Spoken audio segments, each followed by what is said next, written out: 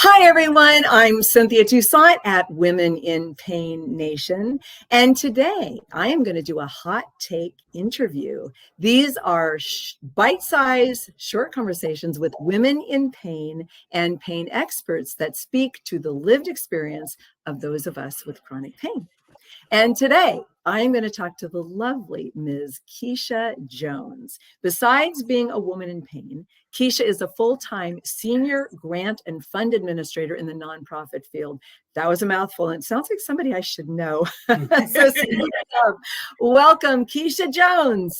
Hi there. So good to see you. Thank you for being here, Keshia. I'm glad to be here. Okay, you're wonderful. It's been great getting to know you. And I want to just dive into our topic, which is balancing work with chronic pain, something that I know you know an awful lot about. And can we start by having you tell us just your Reader's Digest version of your chronic pain experience? My chronic pain experience had it's no words to explain it because it has been the worst experience I have ever been through in my life. I like the pain I deal with on a regular basis is unspeakable.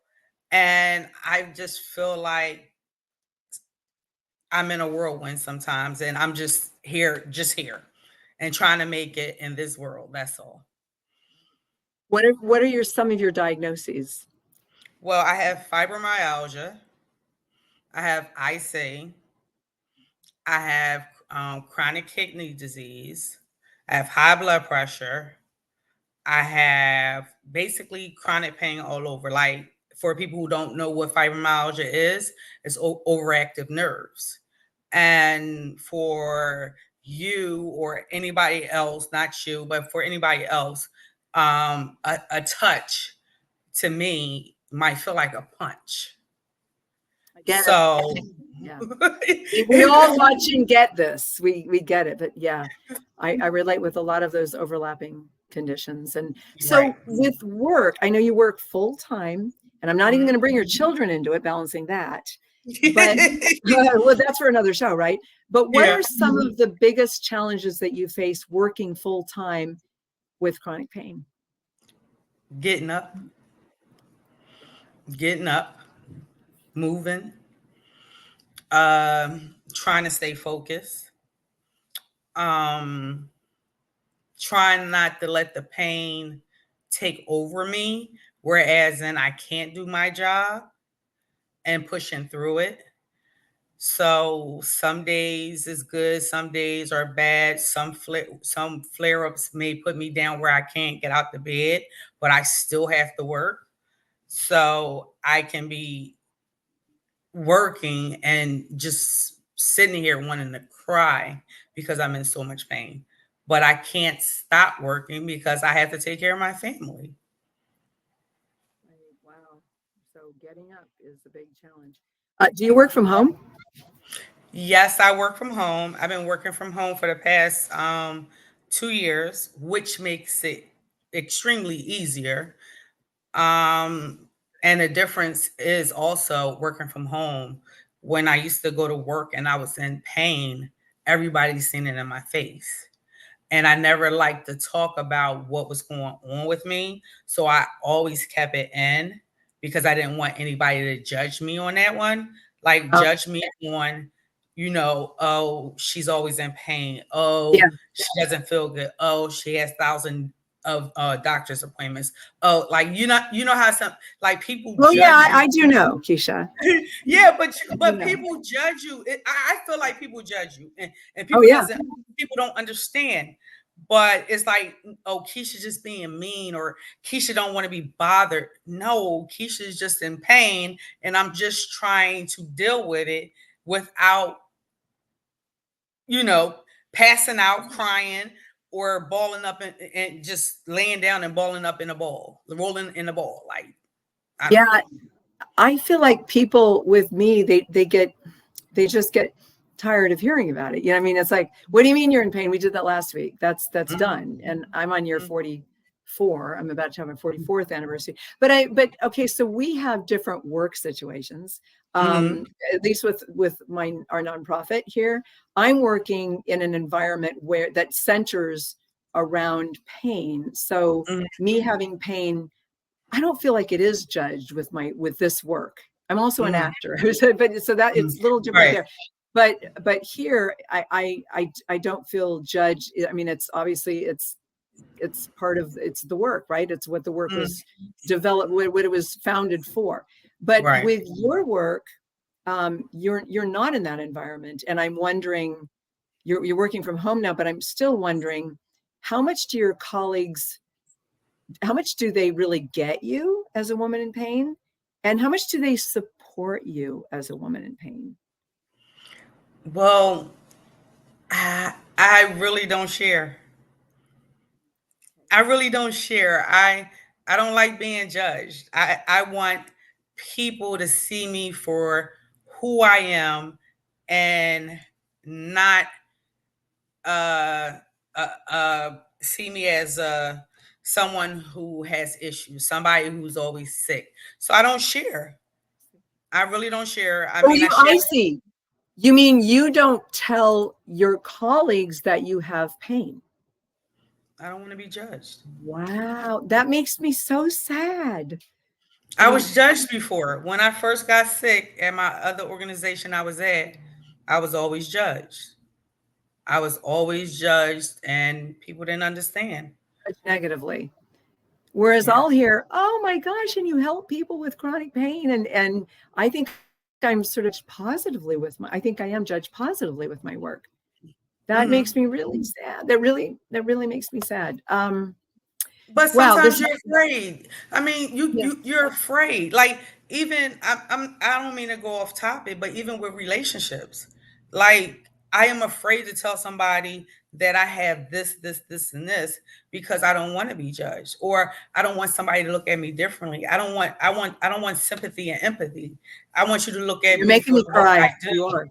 I'm Yeah. sorry. I want somebody to look No, at it's me just for the not work fair. that I do, like for the work that I do, like even in family, my family doesn't get it. My Neither does family, mine at all, or nor do I get support. They just, no. maybe in-laws, that thing, John's family, but they just don't, they just never did. And then you finally you stop talking, because I've tried, but the subject is brought to a close immediately, and we're not going to talk about that. And so I guess I'm feeling for you, but probably I'm also feeling for myself, because I can relate. Yeah. Right. And with a relationship, I'm lucky, and my relationship with my significant other, it's almost 44 years. We met just before the pain, and we had established our relationship, and luckily this guy just never left. And I just really, You have a great one.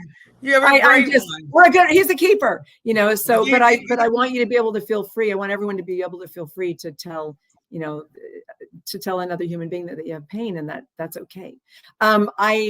I'm wondering, I have a question for you. This is going to sound kind of crazy, but I'm going to ask the question first, but then I'm going to kind of give a backstory.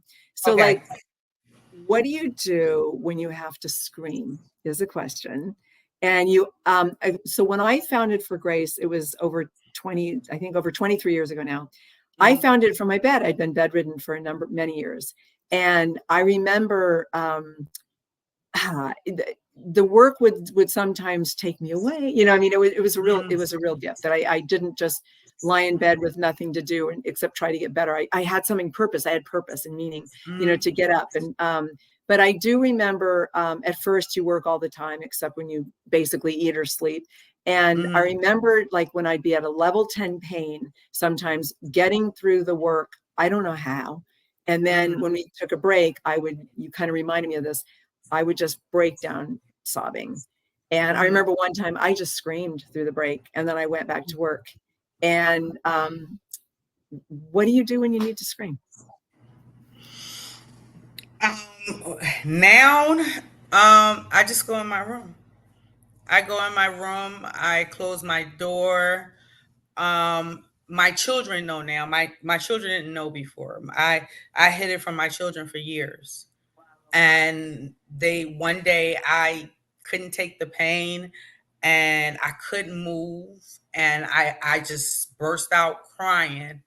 And my oldest son, he came in the room, and I was like, I'm in so much pain, I can't move. And he was like, what's wrong? What's wrong? He's seen it on my face. And I would never let my children see me cry. And like, I just started crying, and my oldest son couldn't deal with it. And he just ran out the house. So my daughter, who is so supportive, she knows when I'm in pain. She knows when I can't move.